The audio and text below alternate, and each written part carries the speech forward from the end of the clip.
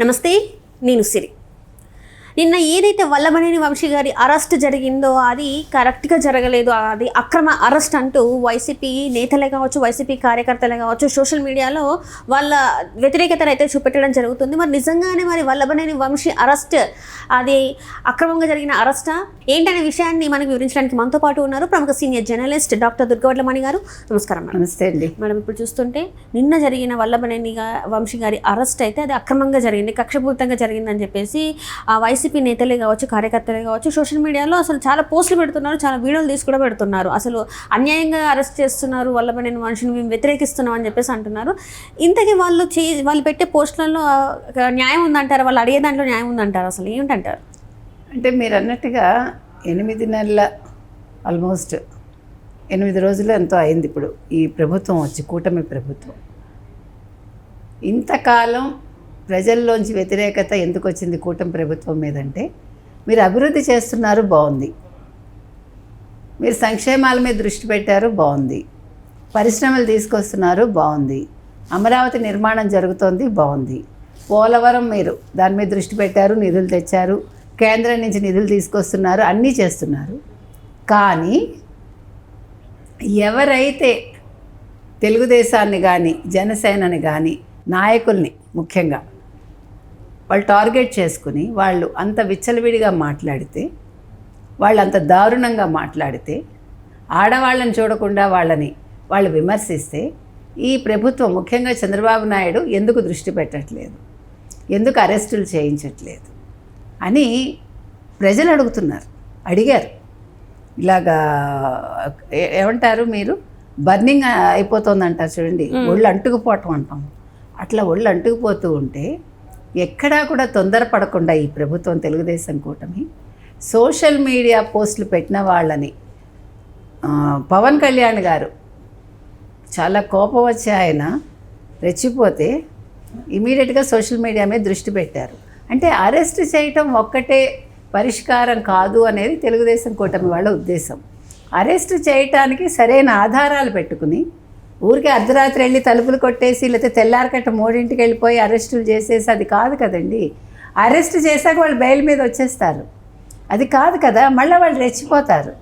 ఇక్కడ విషయం ఎట్లా ఉండాలంటే, వాడు తప్పు చేశాడు, ఎవడైనా సరే తప్పు చేసిన వాడి ఆ వీడియోలు కావాలి, కరెక్ట్ ఎవిడెన్స్లు కావాలి మనకి, అవన్నీ ఉన్నాక అరెస్ట్ చేస్తే ఎవడు మాట్లాడటానికి ఉండదు. తెలుగుదేశం కూటమి అరెస్టుల కోసం రాలేదు కదండి అధికారంలోకి. వాళ్ళు వచ్చింది ప్రజలకి సరైన పరిపాలన అందించాలి, రాష్ట్రాన్ని గాడిన పెట్టాలి, 30 ఏళ్ళు వెనక్కి వెళ్ళిపోయిన రాష్ట్రాన్ని తొందరగా ముందుకు తీసుకొచ్చి అభివృద్ధి పదంలో పెట్టాలి, యువతకు ఉద్యోగం కల్పించాలి. ఈ దృష్టితోటి వచ్చిన ఈ ప్రభుత్వం నిన్న వల్లభనేని వంశీని ఎందుకు అరెస్ట్ చేశారండి? మీకు వీడియోలు అందరికీ తెలుసు, ఎన్ని వీడియోలు ఉన్నాయో, 1-2 అతను చంద్రబాబు నాయుడిని తిట్టింది, లోకేష్ని తిట్టింది, వీటన్నిటినీ మించి భువనమ్మ గారిని మాట్లాడిన మాటలు. రెడ్ బుక్ రాజ్యాంగం అంటారు, రెడ్ బుక్ రాజ్యాంగం ఏముందండి? రెడ్ బుక్లో మీరు ఏం తప్పులు చేశారో రాసుకుంటే అది అతని ఇష్టం, అదొక డైరీ. అతను ఎల్లో బుక్ అని పెట్టుకోలేదు కదా, రెడ్ బుక్ అని పెట్టుకున్నాడు. రెడ్ ఎప్పుడు? అది డేంజర్కి సంకేతం. కానీ రెడ్ బుక్ పెట్టుకుని 8 నెలలైనా ఎవరిని అరెస్ట్ చేయలేదు కదా. మీరు భువనేశ్వరి గారిని మాట్లాడిన మాటలు వల్లభనేని వంశీ ఈ సజ్జల రామకృష్ణారెడ్డికి వినిపించలేదా? జగన్మోహన్ రెడ్డికి వినిపించలేదా? ద్రౌపది ఆర్తనాదాలు కౌరవ సభలో వినిపించలేదు. భీష్ముడు కూడా తలదించుకుని కూర్చున్నాడు, మీకు గుర్తుంటే, ఎందుకంటే వాళ్ళ ఉప్పు తింటున్నాడు కాబట్టి కౌరవులది. ఒక శ్రీకృష్ణుడు వచ్చాడు అంతే. ఈవెన్ భర్తలు కూడా చేతులు కట్టు కూర్చున్నారు. కానీ ఇక్కడ అలా కాదు. కొడుకున్నాడు. చంద్రబాబు నాయుడు గారు ఏడ్చారు నిండు సభలో, చేతకాక కాదు, టైం రావాలని. ఇప్పుడు మీరు మన ఎన్నిసార్లు చెప్పినా ఇదేనండి సిరి, మీరు రాజకీయాలు చెయ్యండి కానీ ఆడవాళ్ళని అడ్డు పెట్టుకుని చేయకండి, ఆడవాళ్ళని తిట్టి రాజకీయాలు చేయకండి, అది చేతకాని వెధవలు చేసే పని. ఎగ్జాక్ట్లీ, అది ఎక్కడైనా కూడా చేతకాని పనికి మాలిన వెధవలు చేసే పని ఏంటంటే, ముందు ఇంట్లో ఆడవాళ్ళని, తల్లిని, చెల్లిని, భార్యని, నువ్వు కూడా అలా పుట్టావురా వెధవ అని చెప్తున్నాం మనం. నిన్ను ఒక తల్లి కంటేనే నువ్వు పుట్టావు. ఎంత వేదన పడి కంటుంది. మీకు బుద్ధి లేదురా అసలు మనుషులు అసలు మీరని అడుగుతున్నాం మనం. ఎంత కోపంగా ఉందండి. ఇప్పుడు ఇక్కడ భువనేశ్వర్ గారా ఇంకెవరా కాదు మనకి, అసలు ఏ రోడ్డు మీద వెళ్ళే అమ్మాయిని తిట్టినా మనకి భరించలేము మనం.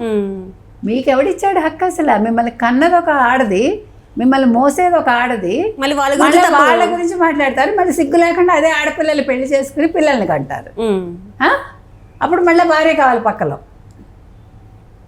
ఇలాంటి వాళ్ళని నిజంగా చెప్తున్నానండి, రోడ్డు మీద నరికినా తప్పులేదు. అంటే వాళ్ళ ఇంట్లో వాళ్ళని కూడా వాళ్ళు సరిగా చూడరనే అర్థం కదా. నిన్న వాళ్ళ భార్య వచ్చి మాట్లాడుతుంది, ఆ రోజు ఏమయ్యావని అడుగుతున్నాం మన ఆవిడ్ని. నీ భర్త తప్పుగా మాట్లాడినప్పుడు నువ్వు ఒక మహిళగా, నువ్వు ఒక స్త్రీగా, నువ్వు ఒక అతని భార్యగా నువ్వేం చేయాలి? నువ్వు ఒక తల్లికి పుట్టావు, అతను ఒక తల్లికి పుట్టాడు, నీకు ఒక అత్తగారు ఉంది, ఒక అమ్మ ఉంది, నీకు పిల్లలు ఉంటారు. నువ్వేం మాట్లాడాలి ఆ రోజు వచ్చి? నా భర్త తరఫున నేను క్షమాపణ చెప్తున్నాను, నువ్వు తప్పు చేయకపోయినా ఒక మహిళగా సిగ్గుపడి. నిన్ననెందుకు వచ్చావు? ఎవడు అక్రమంగా అరెస్ట్ చేశాడు? చాలా సక్రమంగా చేశారండి. ఎవిడెన్స్లు అన్నీ పెట్టుకుని వైసీపీ వాళ్ళలా కాకుండా, వైసీపీ వాళ్ళు తెల్లారకట 3ంటికి అరెస్ట్ చేసి చంద్రబాబు నాయుడు గారిని ఏం చేశారు మీరు? మీరు అరెస్ట్ వారెంట్ చూపించమంటే చూపించారా? ఏది చూపించలేదు. పైగా ఇవాళ అంటాడు సజ్జల, అయినా వాళ్ళ దగ్గర అంటే గవర్నర్ దగ్గర నుంచి ఒక మాజీ ముఖ్యమంత్రిని అరెస్ట్ చేస్తున్నట్టే. మీరు అలాంటి రూల్స్ రెగ్యులేషన్స్ వాళ్ళ దగ్గర మాట్లాడేటువంటి బుద్ధి లేని వాళ్ళ దగ్గర చెయ్యాలి కదా. చెయ్యాలి. అది ఎవరు చేస్తారు?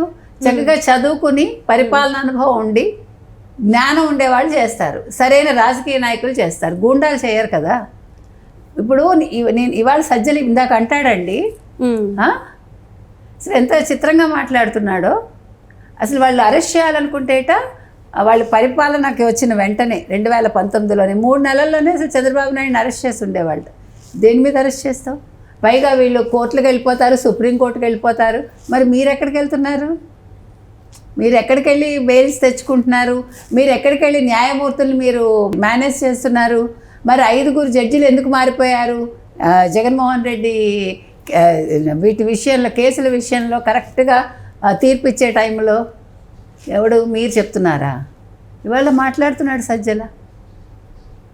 అంటే మనం ఎందుకు చెప్తున్నాం అంటేనండి, ఇది ఈ అరెస్ట్ ఏదైతే జరిగిందో వల్లభనేని వంశీ అందుకే గబగబా పైకి వెళ్ళిపోయి 40 నిమిషాలు అందరికీ ఫోన్లు చేసుకుని ఎందుకు చేసుకున్నాడు? వాళ్ళలాగా తెలుగుదేశం కూటమి ఇతను ఎక్కడికైనా తీసుకెళ్ళి దాచేస్తుందేమో, దాచేసి కొట్టి తర్వాత ప్రవేశపెడుతుందేమో పోలీస్ స్టేషన్లోనో కోర్టులోనో అని. కానీ వాళ్ళు చేయలేదు అలాంటి పని.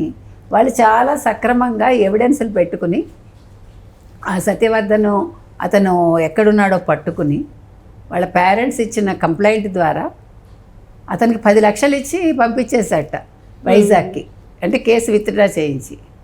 అంటే ఎంత తెలివిగా. పైగా ఇంకొకటి అన్నాడు సజ్జల, మేము కొంచెం ఏమరపాటుగా ఉన్నాం. ఎక్కడ ఏమరపాటుగా ఉన్నావు? మీరు ఏమరపాటుగా లేరు కాబట్టే సత్యవర్ధన్ని కిడ్నాప్ చేశారు. అదొక అబద్ధం మళ్ళా. అంటే ఇలా అరెస్టులు జరుగుతాయని తెలిస్తే వాళ్ళు ముందు దాచేసేవాళ్ళేమో.